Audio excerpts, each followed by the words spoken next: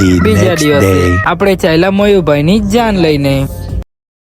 તો ગાઈઝ આપણે મયુરના લગ્નમાં આવી રહ્યા છે ને આ ભાવેશભાઈ રિક્ષા લઈને આવ્યા છે એન્ડ આ મયુરભાઈ જોઈ શકો છો તમે નીરવભાઈ. कौन है ये लोग कहां से आते हैं તમે આ જોઈ શકો છો અને આ વડાજાની ગાડી આપણે થોડાક વારમાં ઉપર જઈશું.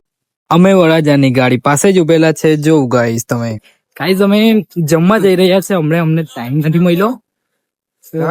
એક ભાઈ તો પછાડી જ છે, કઈ નહીં રિક્ષામાં આવી જશે. અહીંયા ઉભા ઉભા અમને ખાવાનું મળ્યું છે.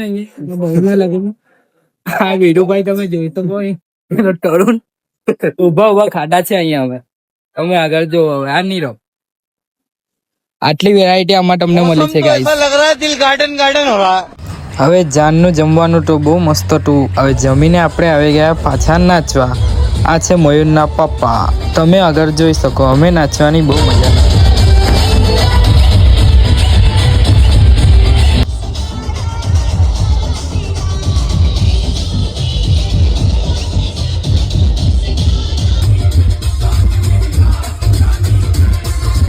સો ફાઇનલી ગાઈસ મંડપમાં આપણે પહોંચી ગયા છે અને મયુરભાઈનું સ્વાગત થઈ રહ્યું છે.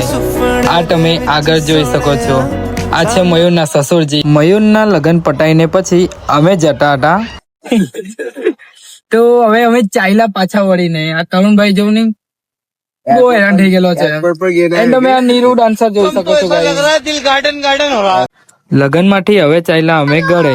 સુરત થી ઘરે જવામાં અમને 2 કલાકનો સમય લાગશે. હવે